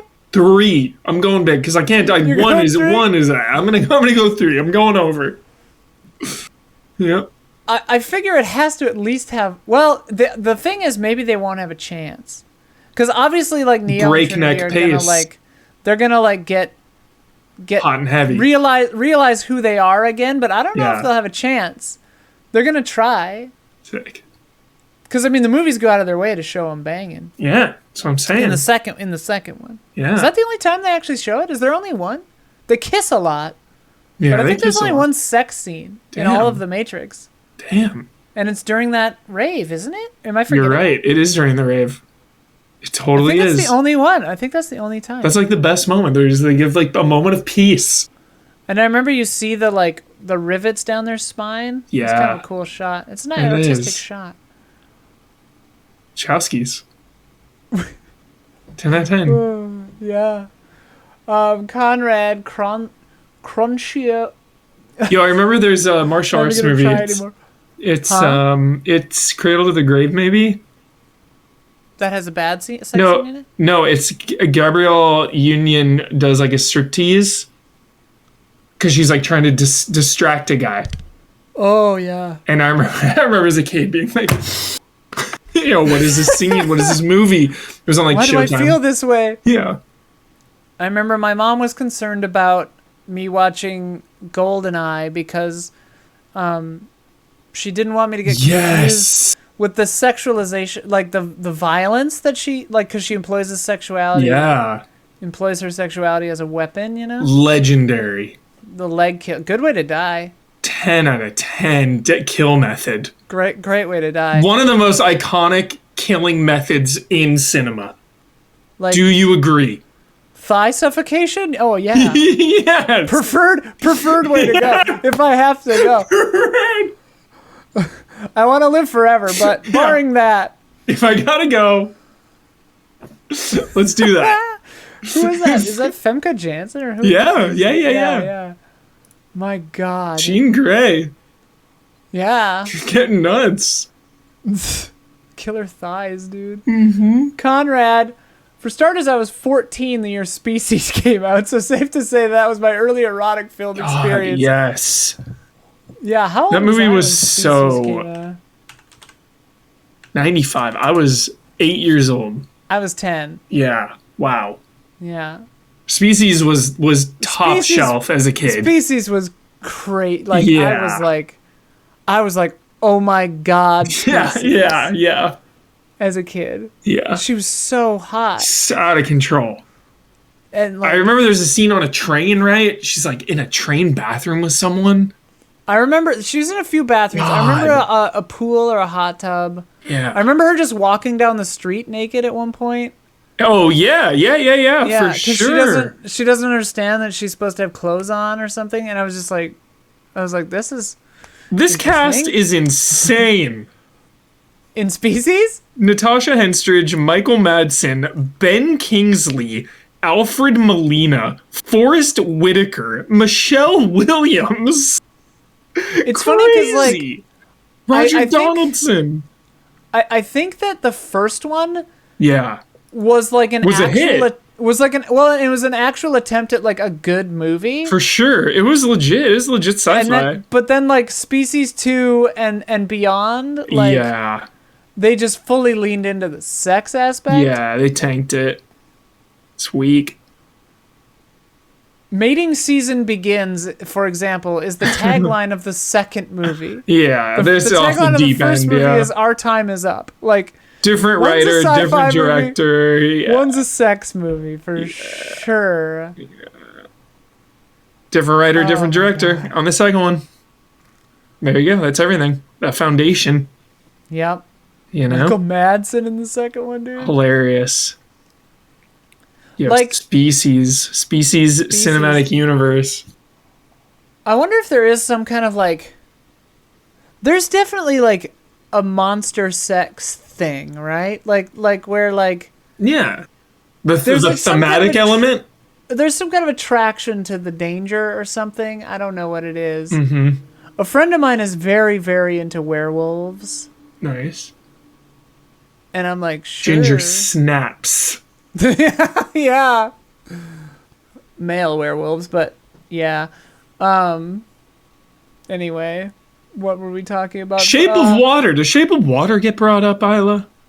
Not in this, I don't think. That's not some that I've fish seen. erotica, right? That's Guillermo's erotic masterpiece. Best My favorite picture part- right there. My favorite part is when she's explaining where it Yeah. comes from, and then she goes, "Never trust a man." That's funny. So good. I gotta rewatch Shape of Water. Oh yeah, I don't know if Sophia's ever seen it. I gotta watch it with her. Yeah, it's time. Continuing this comment, it's a lengthy one. Let's see. Shape of Water is a Departed situation in, well, I think The Departed is deserved, but Shape of Water seems like that Guillermo one where it's like not my favorite Guillermo movie, but it wins all the awards, you know? I could see why the Academy would like Shape of Water over some of the others. Like a Pan's Pan's Labyrinth. I think it won actually Best Foreign Film, maybe Pan's I Labyrinth. think it might have. I think Yeah. it might have actually. But Pan's Labyrinth is just so punishing. Like Yeah, it is. It is. it's one of those movies at the end. Like, and I often forget this, Yeah. but it's definitely a fuck you for watching movie where it's Mm-hmm. just like it twists the knife for like no reason, and you're just like, why, dude? Why, Yeah. Guillermo? Who? Yeah, hurt it's really you? nuts. It's really nuts. There's like bittersweetness kind of at the end, but it's mostly sad. Yeah, well, yeah, it's one of Yeah. those where it's like, okay, is that real or not? Yeah. Like, what's happening? Is I this just choose the to brain believe. shutting Guillermo wants you to make the conscious choice to believe. down? Yeah, very, very Guillermo. Also, they marketed that movie so poorly. Always. Everybody thought it was like a mystical Yeah. fairy movie, Classic. fantasy movie. That's what I'm looking for. Dude, I am so excited for Nightmare Alley, dude. So excited. Day one. Ugh. Day one. What days it come out? It's like It's like Christmas something. It's like Christmas right Day. there. I'm gonna have to like go to the Alamo and I know. freaking wherever and like just see 3 movies. I feel like they should abolish all movie theaters except IMAXs. Like, we don't even need them anymore. What's the point And Alamo Draft Houses. of a movie theater? Like, I just want to watch it at home now. I've fully given up. Oh, Yeah, Hubie. I've fully given up. Spider-Man, it's going to be the final test. If someone... Are you going to the Alamo? I'm or going you to do going it. a regular theater? I'm going to go to the Alamo. If someone speaks, Isla, you will hear about it. And Well, here's the that'll thing. be it. Here's the thing. Alamo. I saw Cats at the Alamo, and like for fun zany movies. Yeah, yeah. It's part of the kind of experience, but it's it's respectful. Sure. It's not some idiot being like, "Yeah, go Spider-Man." It's like, yeah. you know, if like you'll laugh at the funny parts, right? and, Or if Happy shows up or whoever, like somebody big shows up, everyone's like, "Woo!" You know, like that. I'm fine with that. I'm fine with excitement. Totally. During Benedetta, though, but if it's like a conversation and someone is speaking while two characters are talking, like no, they will literally remove you if you do that. Like, and Final they're not test. whistling Dixie on that one. Final test. Benedetta, like there was a dude speaking really kind of loudly during the like they have like preamble stuff that Alamo they'll put in like clips of like old nunsploitation movies or whatever, like thematic stuff for whatever movie you're about to see. There was a dude nunsploitation.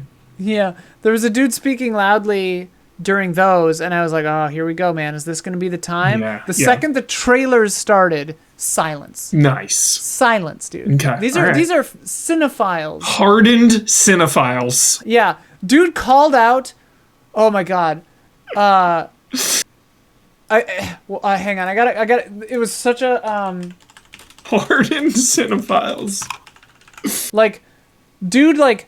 3 seconds into I can't remember the name of the movie. It's something like Sacred Beast. Sacred like Beast. School of the Sacred Beast or something. I love a Sacred Beast.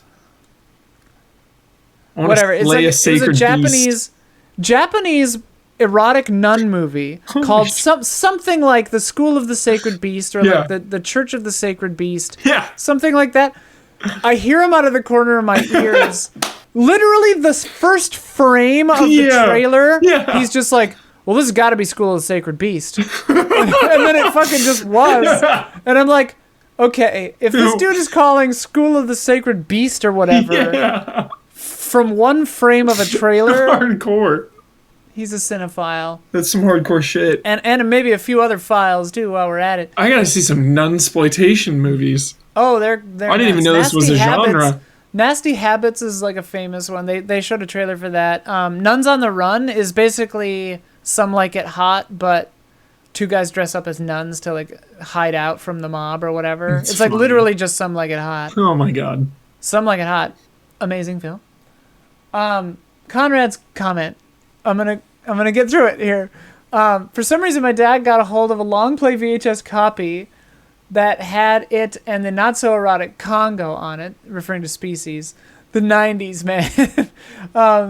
As a Swede, I need to bring up I Am Curious Yellow from 1967. In case you are unfamiliar, it's the sequel. It and its sequel Blue, together forming the colors of the Swedish flag, are movies exploring politics, sexuality, and spirituality through the eyes of a young woman played by Swedish national treasure Lena Nyman. Although Ingmar Bergman broke ground in regards of nudity and erotica more than a decade earlier with 1953's Summer with Monica, the movie that gave rise to the phrase Swedish sin, Yellow in particular is a truly groundbreaking movie and window into the minds of young people during the tumultuous 60s. At the time, it was the highest grossing foreign language film in the US and Canada, raking in over $20 million in the box office and earning Nyman the Golden Beetle Award, a Swedish Oscars, for Best Actress. Yellow, let's be honest here, Yellow didn't become a success mainly because it was an interesting political movie. It blew up the way it did because it was a film with very explicit nudity, landing smack in the middle of the Western sexual revolution. And good point of reference for the discussion of impact that sex can have on a movie's successes. Now they're going to go into some bad movies. It's long, so I'm going to skim through the rest. Oh, Salo, the 120 Days of Sodom. I've seen that. Yeah, that's definitely not great. Caligula and Base Moi. They are not sexy movies, no. Showgirls, Wild Things, Blue Lagoon. Eyes Wide Shut. First mention of Eyes Wide Shut. There it is. Finally. Boogie Nights. Finally. Eyes Wide Shut, dude, is a fascinating film. It's the GOAT. It is such a 10 out of 10. Peak Kubrick mood. The mood of that movie. I mean, all Kubrick movies, they just like melt my brain, and it just feels like you're there. You don't even realize. It's like, why am I on some sexual odyssey tonight? Oh, I'm watching Eyes Wide Shut. Like, right. Why am I contemplating infidelity with Tom Cruise here? God, I love that movie. That movie is funny because the first time I saw it, I loved it. And then I saw it the second time, and I thought it was trash. And then I saw it a third time, and I was like, oh, this movie's great. Yeah. So I don't know what was going on with me that second time. No, legendary memory. I don't know what I was seeing, unfortunately, at the time. But we went to the movie theater. My dad saw that. We saw something else. Woof. Maybe Mortal Kombat. Oh. Honestly, are they the same year? Tell me right now. 95? No, it's 99. No, so it wasn't Mortal Kombat, but it was something. Something in 99. And we came in right at the tail end, because didn't care about spoilers then. You know, I'm like 12 years old, whatever. I don't even know who Stanley Kubrick is at the time. Right. And my dad, movie man, we still do it to this day. He was sitting in the very back row, slunched over, doing this. What? Like, why? Because he was so bored out of his mind. Okay? Oh, wow. Okay. He hated it. He made fun of the soundtrack. They're like, boo, boo. The like one note piano throughout. Yeah. And then years later, you know, I became obsessed with Kubrick, blah, blah, blah. And I just remember talking to him like lately about it, like maybe a few years ago. And he just has a fully flipped, and now he loves it. It's one of his favorites. We always joke about how when he first saw it, he just hated it. It's a similar thing. Like, weird. It's one of those movies that takes a few watches. Yeah. Internally divisive.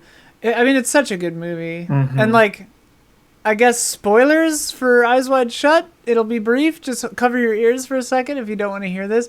But like, it basically amounts to a joke. Like, the whole punchline of the movie is her just saying like, well, we should probably just fuck, huh? Like, well, I don't remember because I remember it's kind of left open with like who left the thing on the thing at the end, you know? Yeah. That whole mysterious shot. I think that they were. That shot's a trip. Yeah. Oh, freaky. He got in over his head. Yeah. But the meditation is like, should you cheat or not? Like, should I cheat or not? Yeah. Yeah. Absolutely. And like, does my wife having a sex dream mean I have carte blanche to go and cheat? And it's like, no, dude. Yeah. Tom. Yeah, Tom. Cool it. Can you believe he did that movie? That just seems not Tom Cruise-y. I don't know. He was in a weird phase because he was kind of a sexual icon at the time. Vanilla Sky and stuff. Like, he was doing risky some, like, business. Yeah, he's a risky guy. Well, he was doing some like other artsy stuff around then, like trying to be taken seriously, I guess. Yeah, and it's Stanley Kubrick. Stanley Kubrick calls, and you say Kubrick yes. calls, and you say how high. Just crazy to do something that revealing with your significant other. That's very. I think that's part intense. of why they. I think that's why they agreed to do it. Yeah, I think was that it was. I mean, it's a storied film. There's all kinds of stuff about it. Jorgen Moore.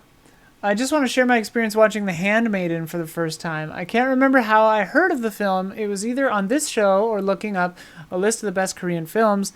I began watching it and as a straight male, it is safe to say I was into the movie.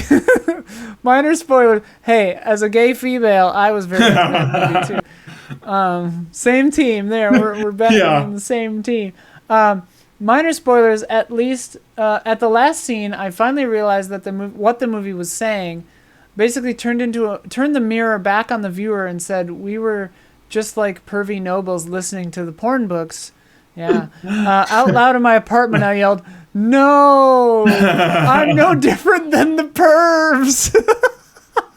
It's really 10 out of 10, Handmaiden is a masterpiece. Yeah. I love movies that do that. Like, oh, absolute masterpiece. I love movies that do that, like that that weaponize your audience ship, like turn your gaze around on you. It's done well. Sometimes it feels annoying as shit. I can't think of any examples. Sometimes but I know it's a little annoying. On the nose. Yeah. Like Michael Haneke somehow is like both. Like, Funny Games is so overt that it's like, you Americans, you scum, like, how dare you like this, you know? And it's very on the nose. But then Michael Haneke with Cachet, one of my favorite movies, it's a way more subtle kind of treatise on that sort of stuff too. So it's like, yeah. You know who's go ahead. I was just gonna say the movie that sort of does that pissed me off so much was oh shit, what is it called? The one where there's like a killer and the girl's like got a shaved head and she's running away from the killer. Natural Born Killers? No. And then spoiler alert, it's the dumbest twist of all time. Oh, what is that movie called? It starts with a D maybe. Oh, it's driving me crazy now. Oh god. There's nudity in it. Oh, yeah. He like fellatios himself with a severed head, the truck driver. What is that movie called? It's like it's on the tip of my tongue. Tokyo Slim Nose. Tokyo Slim Nose. Oh yeah, there are many people in. Is it? It's not French, right? Yeah, it's not Diabolique. Okay, that's what I was thinking of. It's more recent. It's like there's like a saw, like a saw. I'm gonna Google like worst twist in film history, and this movie will come up. Like, I'm serious. This is the worst movie. It's the dumbest thing I've ever seen. What is this movie called? Oh my god. Talk about something else. Talk about something else while I try to... I know. This movie is trash garb. Yeah, keep talking about Eyes Wide Shut for a second. Pretty sure he like passed away on the day before the premiere or something. It's pretty sad. Didn't he? Yeah, it was something like that. 70 years old, died in his sleep. Stanley Kubrick, best there was. Best of all time. Oh my god, Serenity. That movie is crazy. Serenity Now. Different movie, but... Serenity, was that McConaughey? Yeah. Have you seen that movie? Yeah. It's ridiculous. Okay, these are all too recent. Some weird movies. A lot of weird movies. Eyes Wide Shut is such a mood. It's such a mood. I mean, it's hard. It's every movie is. Every one of Stanley Kubrick's movies is such a mood. But I love the modern setting. Obviously, contemporary. High tension. I thought I said high tension. I didn't say high tension. No. I thought high tension, but I didn't say it. High tension has some erotic elements and is trash. God, that movie pisses me off. Why did I bring that up? Oh. Erotica. Because it sucks. Erotica. That's why. Oh, because it tries to do that. It's a bad example of that, where it tries to be like, how dare, whatever. High tension, dude. Sorry, it doesn't start with a D. I don't know where Is torture porn erotica? For some people, I'm sure. That hasn't really been brought up. Just like... I just saw Zach Wojnar's name down there, and I was like, I swear to God, if he brings up Billy Jack... Spoiler alert, I'm pretty sure he does. 100%. That's Wojnar's erotica. It's Billy Jack. Billy Jack. Super into Billy Jack. Todd Kramer, hello. Odd question, but I often told my roommate that I'm horny for film. I believe that there's an inherent difference between something being erotic and something being sexual. And with that in mind, what are films that you might consider erotic but not sexual? It evokes a strong attachment or feeling in you. Personally, the films of David Lean and his sweeping landscapes are extremely easy on the eyes for me, as well as the aesthetics of German expressionist films like, and Fritz Lang specifically. For me, it's the composition and the forethought put into the image. That's interesting. Yeah, I mean, there's definitely some sensual ways to film landscapes and stuff like that, and I think a lot of great filmmakers do that. Hannibal weaponizes the human inclination for food and sex, I think, to great effect. It like makes you disgusted at yourself for the way, because they shoot it like food and they shoot it like sexual sometimes. But yeah, I mean, films like that, like Nick Rogue or like Come to Mind, Walkabout or whatever. Vampire movies can be sexual. What is it? Sexual without feeling what? Erotic without being sexual. I think Blade is an erotic movie and not sexual. Blade? Yeah. Blade. Well, that's the thing. Vampirism and is sex. erotic. Yeah, it's But there's not really any like sexual drive in that movie. It's not about like banging anyone. It's about well, because it's about. I guess there is nudity in Walkabout and Don't Look Now. Don't Look Now has a big sex scene in it, so Nick Rogue maybe not the best call. But yeah, vampirism, like there's fluid, there's bodies, there's penetration. You know, it's very sexual. There's something about oil that maybe can be, you know, like There Will Be Blood. Sometimes it's like it feels like they're like climax moments. Sure, you know, sure. That's a good one. Yeah. Will Blade be hypersexual when he comes into the MCU? Well, Will there be sexual tension? Sexual undertones? Blade in the MCU, yes or no? well, it's already happened, so no. But You know what I mean. For I know real. what you mean. Blade is a sexual man, Yeah. I think. Let's go, MCU. You got it? And Mahershala is a sexy man. Yeah, so he is. I think it's going to be sexual no matter what. Okay. But, again, swords, blood, it's all very sexy. It is. You're right. It is. Leather, Yeah. Biting the neck. biting the neck. There's something about... Because vampires don't sweat, you know? So that's kind of like sexy and I weird. swear Deacon Frost sweats. I feel like I've seen vampires sweat blood in some mythoses, yeah. What about weeping blood? Mads. Like, Mads weeping blood is the sickest shit in a movie. nothing sinister, I assure Nothing you. sinister, dude. It's too good. It's too good. Have you seen Let the Right One In? Oh yeah. Oh yeah. The OG Oh version? yeah. Oh yeah. Yeah, when she starts just like oozing blood because she didn't get invited inside, like that part is, man, that movie rules. Yes. That's one of those movies that Sexual awakening. and for that kid, yeah. Let's go. That's one of those movies that, like, I mean, I say this every time, but just like 2 days after I watched it, I was like, wait a minute, and it like recontextualized the whole film, or like on the drive home or whatever. I was like, oh, wait a minute.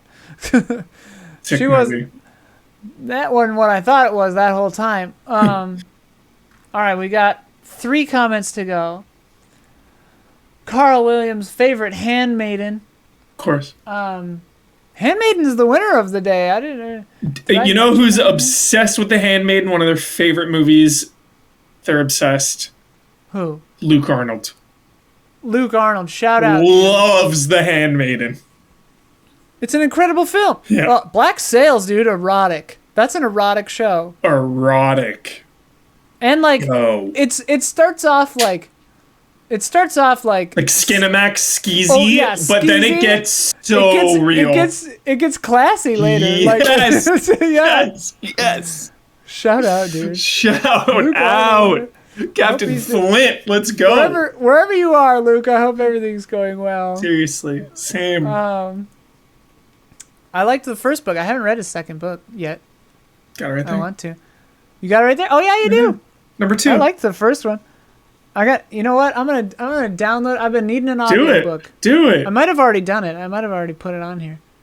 Do it all. Oh yeah, I have it here. Nice. Oh no, wait, is that the first one? Hang on. Next comment, Carl Williams. Other film takes below: Last Tango in Paris, great but problematic. Yeah. Henry and June, pretty good. Nymphomaniac tries way too hard, which is understandable since Lars von Trier is absolute try-hard edgelord. Very true. I got so bored. Speaking of boring sex movies, Yeah. Nymphomaniac is boring, dude. Sounded like. Boring. Is that Shia? Dead man in a ditch. Shia might appear. I don't recall, honestly. Yeah. It's Charlotte Gainsbourg though is the titular nymphomaniac. Yeah. Yeah, Yeah, I was thinking about the podcast, Isla. We were talking about hard outs. And Yeah. I meant to say I don't have any hard outs. I have some soft outs because a hard out to me is closed-minded. Like you are just not gonna do this. And I'll try anything. I'll do anything. Something like Nymphomaniac, like that Lars von Trier one, is like so on the border of like soft Yeah, out, like yeah. no interest. Well, If like someone really wanted me, what's up? Well, Blue's the warmest. Carl brings up Blue's the warmest color, and they say overrated and problematic. Yeah. And like, yeah, I like the problematic element of it. You know, like I'm not interested. Like there are other things that are done better ways to use your time. and better, yeah. And it's like, so for me, I'm totally fine with a hard out being due to problematic abuse shit. or Yeah. Oh, yeah, hard out on that for sure. I think that's fine. No doubt. Like, yeah, there are some things I'm hard out on that, like, I won't begrudge people for not being hard out on it, but like, I'm if just anything's sketchy, abusive. Yeah, I'm just not gonna do it. Goes without saying. They say the Dreamers is pretty whatever, and Shame is pretty good. Shame. The Dreamers has great scenes in it, but I don't remember the story at all. So maybe the story is pretty bad. Zach Wojnar, whoa, I hope I'm not too late. After all, as the most erotic ally, I know my input on this topic is highly valued. It's true. Erotic patrons. The Eros of our pantheon here, Zach Wojnar. First of all, Billy Jack is the most erotic film if you like denim and bare feet kicking bad guys in the face. Oh my god. Okay, but seriously, let's rock. All right, I'm just going to blare through this, okay? Blast right through it. Once upon a time, I wrote a brief news stories for Screen Rant about the movie Tammy and the T-Rex. Oh boy. It's not a particularly erotic film, but it does have an amazing sex scene in which Denise Richards does a striptease in sexy lingerie for her boyfriend, Paul Walker, who at this point is a brain in a jar. But it was getting a 4K re-release by the company Vinegar Syndrome. Yeah, they re-release a bunch of like so bad they're good movies. A DVD company that specializes in giving the Criterion treatment to movies that would never in a million years get the Criterion treatment. So every couple of months for a full year, in thanks to for the article I wrote, they sent me a whole bunch of Blu-ray and 4K editions of their movies, which includes a lot of low-budget slashers, but also a lot of softcore and even hardcore movies from the 70s and 80s. We're talking about forgotten classics, quote-unquote, like Summer Camp Girls, 1001 Erotic Nights, and Public Affairs. They're not the movies we're here to talk about, but it's definitely worth capturing this lost era of smut in immaculately restored HD. For the sake of this podcast, I finally put on the Blu-ray of Public Affairs, and it's hilarious. It's a porn movie about a sleazy sexed-up politician running on a platform of taking down the sex industry in New York's Times Square, which was thriving back in the 70s and early 80s. For more info, watch HBO's The Deuce, also about Times Square in that era. I watched the first few episodes, but it's a porn movie. So it's like a little time capsule, a porn movie about the porn industry. I don't recommend it to anyone, but I'm glad it exists in an HD form. And no, I'm not paid by Vinegar Syndrome. Here's the thing about erotic films and criticism of mainstream stuff like 50 Shades of Grey or Secretary. Secretary is great. Which have so many online think pieces about how they're problematic and not representative of what those actual relationships are like. But you know what? Sure. No one ever throws equivalent criticisms at action movies or science fiction movies or any other kind of movies, or said criticisms are disregarded as stuffy dorks getting in the way of cinematic fantasy. And that's the key word, fantasy. Is 50 Shades trash? Yeah. Is it toxic or problematic? I don't think so. To quote Billy Joel, I thought he was going to say Billy Jack, it's just a fantasy, it's not the real thing. Shout out to Don John with Joey Gordy Levitt, ScarJo, and Julianne Moore. I like that movie. That's a good one. Jason Wojnar, Zach's brother, coming in here with Pedro Almodovar, one of my faves. Has quite a few of these. Tie Me Up, Tie Me Down, Bad Education. Would you call The Skin I Live In erotic? That movie is wild. There are definitely elements of The Skin I Live In that are erotic to me, and some definitely intense, hardcore, problematic things that are terrifying in that movie too. So, maybe? I don't know. It's not erotic. It's definitely... She's not... That's a complicated... Almodovar is very complicated. Yeah. It's very complicated stuff. Like... Talk to Her is like a really weird movie. Like some of them are just like not like stuff that happens is not appropriate. But I don't think he's Inappropriate. inappropriate. And the skin I live in has plenty of inappropriate things happening, and I don't think he's saying that they're appropriate. Wait, what's the ScarJo alien one? Oh yeah, that's a great call. That's fucking Under the Skin. Oh my god, I love that movie. Under the Skin is great. Oh Especially my if you god. know Under the Skin is great if you know the context of how a lot of the guys were unscripted. That's so cool. I loved that movie. Yeah, that one's good. I liked it more over time, like after I saw it. Same. Ooh. And then lastly, Billy Jack Check. We have not yet watched it. We have to find a time. We'll do like a commentary with the Wojnar brothers or something. Thought we'd have time over the holidays, but it's like looking promises. just as busy. So I don't know. Yeah, and I'll be traveling, so I won't have a mic or anything with me. But maybe in the new year. Rest. Yeah. And maybe we'll see. We can check if Billy Jack is on a watch party. We need to finish Patriot also. In 100%. The new year, we will finish Patriot. 100%. New Year's resolution. Finish Patriot. Yep. Before watch party goes away. Because I assume it will someday. Who knows? Great. That's it. We did it. We did it. A breezy 2 hours talking about erotic films. I wonder if we said anything that'll get us in trouble. Or anything of substance. Because I am not an expert. That's what I meant. That stuff gets us in trouble. Saying things of substance. Check out patreon.com/easyallies. If you're in the $7 tier or above, you are in the Film and Soundtrack Club. And that is where I get these comments from these lovely, wonderful patrons where we get our comments. So check out patreon.com/easyallies. It's how we live. It's what supports us, and we need more money.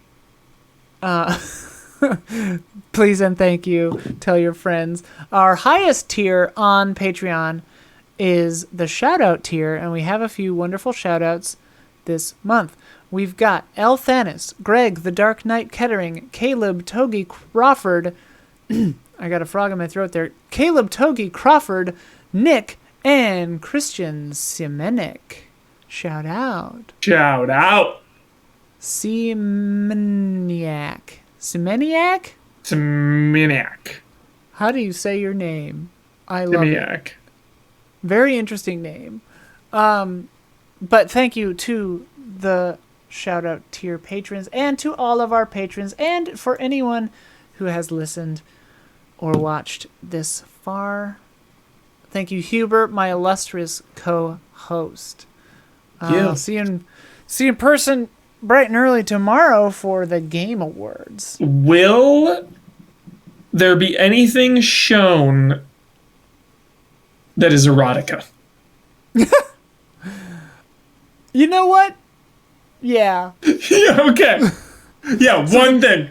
One thing. The film club patrons who get this tonight will speculate with us. Everyone else, when this goes public, Game Awards will have already happened.